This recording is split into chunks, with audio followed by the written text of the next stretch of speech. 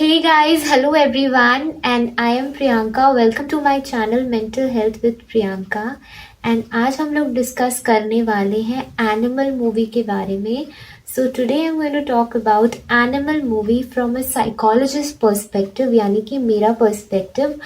And to let you know, I am a counseling psychologist and right now I am practicing in two places. One is yourdost.com and the other one is easytogether.com. So guys without wasting much of your time हम आ जाते हैं animal movie के ऊपर. तो इससे पहले तो मैंने बहुत सारे मेंटल डिसऑर्डर्स के बारे में बताया है आप लोगों को, लेकिन आज मैं एनिमल में क्या हो रहा है और उसमें क्या मेंटल डिसऑर्डर है या क्या चीज़ वो पोर्ट्रे करना चाहते थे जो उन्होंने नहीं किया at the and. I was expecting कि एट दी एंड कुछ ऐसा पोर्ट्रे हो, कुछ ऐसा मेंटल हेल्थ के बारे में बात हो कि ये मूवी एक ऑस्कर विनिंग मूवी हो जाए. लेकिन मैं आपको आज समझाऊंगी कि ये मूवी में क्या दिखाना चाहते थे और क्या इन्होंने दिखाया है और किस पर्सपेक्टिव से दिखाया है ताकि मूवी हिट हो, ना कि एक अच्छी ऑस्कर विनिंग मूवी हो. जिसने भी पापा पर गोली चलाई, बलबीर सिंह पर गोली चलाई, मैं वादा करता हूं अपने हाथ से गला काटूंगा.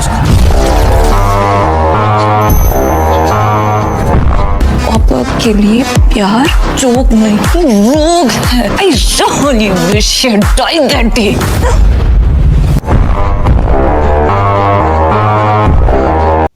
सो गाइज सबसे पहले मैं ये बताना चाहती हूँ कि ये मूवी बनी किस थीम के ऊपर है. तो ये मूवी बनी है पेरेंटिंग के ऊपर. हाँ, बहुत सारे लोग ऐसा बोल रहे कि ये लव के ऊपर बना हुआ है, रिलेशनशिप्स के ऊपर बना हुआ है, लेकिन इसका जो बेस है ना वो पेरेंटिंग से आ रहा है. तो हम अक्सर बात करते हैं कि यार बच्चा है, छोड़ देते हैं, बड़ा होगा तो ठीक हो जाएगा. आपको एनिमल मूवी ने बताया है कि बड़ा होगा तो ठीक नहीं होगा, बड़ा होगा तो शैतान हो जाएगा. अगर हमारी पेरेंटिंग ठीक नहीं हुई तो उसे ना ही उसके रिलेशनशिप सही होंगे, ना ही उसका जॉब सही होगा, ना ही उसका करियर सही होगा. अगर एक फैक्टर जो सबसे इम्पोर्टेंट फैक्टर है एक बच्चे के लिए, उसकी पेरेंटिंग सिर्फ और सिर्फ पेरेंट्स से नहीं, टीचर्स से भी और पीयर्स से भी, सारे लोग जो उसके इर्द गिर्द होते हैं जब वो बहुत छोटा होता है वहाँ से शुरू होती है. और बेस पेरेंटिंग इसलिए है क्योंकि बच्चा आके घर पे कुछ चीज़ें बताता है और वो चीज़ें माँ बाप कैसे लेते हैं फर्स्ट टाइम में, वो बहुत ज़्यादा मैटर करता है. सो बहुत सारे लोगों ने इस मूवी में रिलेशनशिप के बारे में बहुत कुछ बोला है कि इतना फाइट्स दिखाया है रिलेशनशिप में, इतना लड़ाई झगड़ा दिखाया है, तो प्यार भी दिखाया है एट द सेम टाइम. तो आई वुडंट से कि Ranveer Kapoor was a narcissist और या फिर had a toxic relationship with his wife. I wouldn't say that because at the same time he was always there standing for the wife. लेकिन उसका प्यार और hatred इतना ज़्यादा हाई था दोनों ही दैट ही कुडंट सी कि वाइफ कहाँ जा रही है या बच्चे कहाँ जा रहे हैं. He couldn't see all that. He was only into that anti social perspective. उससे और कुछ दिख ही नहीं रहा था दुनिया में. There was a time when he got married, when he gave the theory of alpha male to the wife, जहाँ पे उसे ह्यूमैनिटी बस एक बायोलॉजी के पर्सपेक्टिव से ही पता था. जो उसने बताया वो एक थ्योरी है जो लायंस या एनिमल्स फॉलो करते हैं. जब वो अल्फा लायन से शादी करते हैं, सॉरी शादी नहीं करते हैं, बेसिकली मेट करते हैं अल्फा लायन से तो या लायनस से. ये थ्योरी हम सबको पता होता है कि जंगल में जो सबसे पावरफुल होता है उसके साथ ही मेट करती है, जो क्वीन हो, लाइक जो फीमेल्स होती हैं उसके साथ ही मेट करती हैं. तो उस तरह का थ्योरी उसे समझाया. तो वो theory is somewhere a very biological theory और उसे इमोशंस के बारे में कुछ पता ही नहीं है, वो ही समझ में आ रहा है. And he has a very immediate gratification.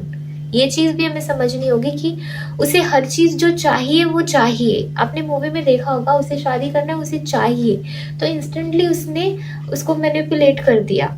ठीक है, उसको ये चाहिए तो इंस्टेंटली उसको यही चाहिए। तो उसका चाइल्डहुड वैसे ही गया है जहाँ पे उसको हर चीज मिला है, लेकिन जो मेन चीज है वो नहीं मिला उसको। इसलिए वो इमोशनलेस तो है, बट उसको चाहिए तो उसको सब कुछ मिल रहा है, लेकिन उसमें भी उसको सेटिस्फैक्शन नहीं है, because he is always in the zone where he wants to protect his father, because he cannot accept that he hates his father. तो दुनिया से ज्यादा बड़ा दुश्मन वो खुद ही है अपने पापा का, इसलिए वो इन सारे थॉट से, इन सारी चीजों से भागने के लिए वो ढूंढ रहा था कि कौन उसके फादर के अगेंस्ट है। और एट द एंड जब उसके फादर मरने आए तो उसे बुरा लगा कि मैं आपके साथ एक बार घूमने जाना चाहता हूँ, ये उसने बोला था। तो उसे बुरा लगा, but at the same time he showed his father कि उन्होंने क्या किया था, and that is the best part of the movie, जहाँ पे वो बताते हैं और बोलते हैं कि पापा अभी आप कुछ टाइम के लिए बेटा बनोगे और मैं पापा बनूंगा, मैं आपको बताता हूँ, just one time, I have one chance, ये बोला था। आपको याद है 5th स्टैंडर्ड में था और माइकल जैक्सन का कॉन्सर्ट हो रहा था बॉम्बे में। You knew what a big fan I was of Michael Jackson. मेरे सारे दोस्त जा रहे थे पर मैं नहीं गया क्योंकि आपका बर्थडे था। उसी दिन को रिप्ले करते, कुछ नहीं करना आपको बस पापा पापा करना है और मैं आपकी एक्टिंग करूंगा। ओके, शिद्दत से करना पापा, मेरा एक ही मौका है। ओके, एक्शन पापा। पापा पापा पापा, सुनाई दे रहा है? बेरा नहीं हूं मैं। तो that was the best part of the movie. उसके बाद अगर मेंटल हेल्थ पर्सपेक्टिव समझा दिया जाता है इस मूवी में ना, this movie had been an Oscar movie, but ऐसा कुछ भी नहीं हुआ। And I feel very sorry for Rashmika, because उसके बहुत सारे डायलॉग्स बहुत ही ज्यादा, मतलब होता है ना, मूवी वाले थे और बहुत ज्यादा मूवी वाली चीजों को दिखाया गया है। रियलिटी में मतलब ऐसा नहीं होता। But there was a time where she could not do anything, उसे रहना ही पड़ता क्योंकि वो अपने घर नहीं जा सकती थी। And she could not, like she had to stay there, मजबूरी थी उसकी, she had to stay. Ultimately वो जा रहा था फाइट करने के लिए and she could not stop him also, because वो ऑलरेडी एक मतलब एक क्रिमिनल बन चुका था। उसके पापा उसको बार बार क्रिमिनल बुलाते थे और वो रियलिटी में ही क्रिमिनल था, बट उसको एक्सेप्ट नहीं था। वो बार बार बोलता था कि मुझे क्रिमिनल मत बोलो पापा। तो ये बचपन से अगर उसको क्रिमिनल नहीं बोल के उसे समझाया जाता, चीज़ों को उसे अच्छे से समझाया जाता कि क्या सही है क्या गलत है, तो शायद आज हम वो रणबीर कपूर को नहीं देखते जो हमने मूवी में देखा है एक्चुअली में, राइट। तो इस मूवी में बहुत सारी सीन्स हैं जो बहुत अच्छी हैं, जो रियल में अच्छी हैं, बट ऐसे बहुत सारे सीन्स हैं जो बहुत ज़्यादा नकली हैं और जो बहुत ज़्यादा मीनिंगलेस हैं। यहाँ पे एक और कैरेक्टर है, बॉबी देओल जी का कैरेक्टर, उनको तो एक सेक्स अडिक्ट बोल सकते हैं हम। He must be having some kind of sexual disorder और some kind of sexual disorder fantasy related he must be having. वो ठीक से क्लियर नहीं था मूवी में, बट ही वॉज हैविंग उस चीज़ों को, उन चीज़ों को भी वो थोड़े अच्छे से प्रेजेंट कर सकते थे ताकि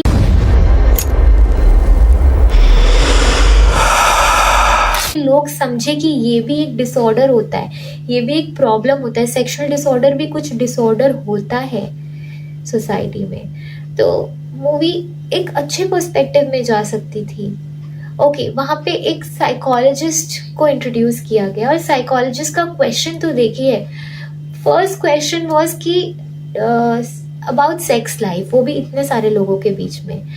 तो this is a shame, I would say this is a shame. इस तरह का क्वेश्चन तो कभी साइकोलॉजिस्ट पूछ ही नहीं सकते, इतने सारे लोगों के बीच कभी भी नहीं पूछ सकते, और ऐसे क्वेश्चनिंग नहीं किए जाते। केस हिस्ट्री और एमएससी बहुत डिफरेंट होता है, बहुत मतलब अलग होता है। लोगों के सामने तो बिल्कुल परफॉर्म नहीं किया जाता, everything is confidential.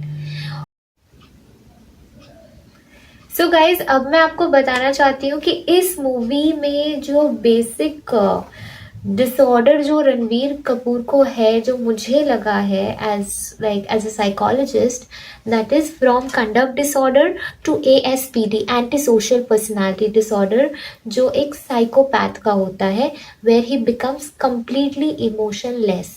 So I wouldn't say that he's a complete psychopath, but he has certain traits of psychopath. He's somewhere between a sociopath and a psychopath. तो साइकोपैथ क्या होता है? ऐसा इंसान जिसको कोई किसी मतलब बिल्कुल एम्पथी ना हो, राइट उसको किसी से एज एन बहुत ज़्यादा प्यार ना हो, वो किसी का भी खून खराबा कुछ भी कर सकता है. And he had that thing from the childhood. जब उसको कंडक्ट था, जब उसने पहली बार कंडक्ट डिसऑर्डर था, जब उसने पहली बार अपनी सिस्टर के लिए एक आवाज़ उठाया था, जब उसके पापा फ़ोन नहीं रिसीव कर रहे थे, and he told that clearly. But उस जगह में भी समझाने की जगह में उसके पापा ने उसे थप्पड़ मारा. तो ही गॉट टू नो कि चाहे मैं कितना भी एक्सप्लेन कर लूँ, पापा मुझे थप्पड़ ही मारने वाले हैं ultimately. So there is no point explaining anything, so I should go and just perform it. मेरे को जो सही लग रहा है मैं वो करूँगा, because there is no one to explain, right. तो उसे कैसे समझ में आएगा? उसे लग रहा है कि कोई चीज़ गलत हो रहा है, मैं तुरंत उसके अगेंस्ट बोलूँगा. उस जगह में अगर अनिल कपूर ने उन्हें समझाया होता कि बेटा जो तुमने किया है वो तो ठीक है, मतलब जिस सोच से किया है वो बिल्कुल सही है, बट जो तरीका यूज़ किया है वो सही नहीं है. तुमने किसी को मारा नहीं, कोई मरा नहीं, बट मर भी सकता था. तुमने जैसा किया अपनी दीदी के लिए, but you did something for your दीदी एंड दैट्स रियली गुड. इन सारी चीज़ों के बारे में शाबाशी कौन देगा? ये सारी चीज़ों को सही गलत कौन समझाएगा? बस थप्पड़ मारने से पेरेंटिंग नहीं होता. और मैं आपको संदीप रेड्डी वांगा जी के बारे में भी बताना चाहूँगी. उन्होंने अपने किसी इंटरव्यू में बोला था कि थप्पड़ मारने से ही प्यार समझ में आता है. तो I am really doubtful of your childhood, Sandeep Reddy Vanga ji. I'm really sorry. I shouldn't have been saying this as a psychologist, but I don't know आपकी childhood कैसे गई है, since you have made this movie and you have as हम लोग देखते हैं thematic apperception test में भी हम देखते हैं कि जो भी स्टोरी हम बनाते हैं या बोलते हैं उसमें हीरो जो होता है वो हम खुद होते हैं. तो हो सकता है ये आपकी स्टोरी है कहीं ना कहीं, क्योंकि आपने जैसा पर्सपेक्टिव बनाया है, हो सकता है आपका चाइल्डहुड ऐसा हुआ होगा जिसकी वजह से आपने ये चीज़ें दिखाई है अपनी मूवी में. बट अगर आप इसको मेंटल हेल्थ पर्सपेक्टिव से दिखाते तो मैं समझ पाती, लेकिन आपने अपने इंटरव्यू में कबीर सिंह के वक्त भी यही बोला था कि थप्पड़ मारना ओके है. तो आई डोंट थिंक थप्पड़ मारना ओके है, not to a child also and not to an adult also. Now coming to another part of the movie, जहाँ पे बार बार अनिल कपूर की वाइफ ये बताते रहती है कि love and care is important. वो वहाँ पे क्या बताते हैं कि तुम क्या चाहती हो, मैं जाके उससे माफ़ी मांगू? I don't believe in regrets. So this line has a lot of, this actually portrays a lot of things about the parent, the father, who is a very authoritarian person, who can never actually come down because of having a lot of money and a lot of proud in him. तो ऐसे parents कभी भी अच्छे parents नहीं बन सकते, चाहे उनके पास कितना भी पैसा हो, चाहे वो खुद पे कितना भी बिलीव करते हो. और हमारी सोसाइटी में ऐसे बहुत से पेरेंट्स हैं जो शायद ही मेरे वीडियो देख रहे होंगे, तो उनको ये चीज़ कहीं ना कहीं अंदर समझ में आएगी. लेकिन जैसे अनिल कपूर को कब समझ में आई, तब भी शायद वो ठीक से समझ नहीं पाए, बट जितना भी समझ में आया वो उस वक्त काफ़ी लेट हो